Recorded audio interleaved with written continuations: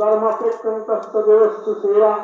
বর্তমান জগতে মানুষ আকুল ভাবে আকাঙ্ক্ষা করছে একটি শাস্ত্রের, একক ভগবানের, একটি ধর্মের এবং একটি বৃত্তির। তাই একং শাস্ত্রম দেবকী পুত্র গীতম সারা পৃথিবীর মানুষের জন্য সেই একক শাস্ত্র হোক, সেটাই হচ্ছে ভাগবত গীতা। এক দেব দেবকী পুত্র ইয়া, সমগ্র বিশ্ব চরাচরের এক ভগবান হন ভগবান সেই শ্রীকৃষ্ণ। এক মন্ত্রস্য নামানি, একক মন্ত্র, একক প্রার্থনা, একক সত্য। ওম হরে রাম রাম রাম।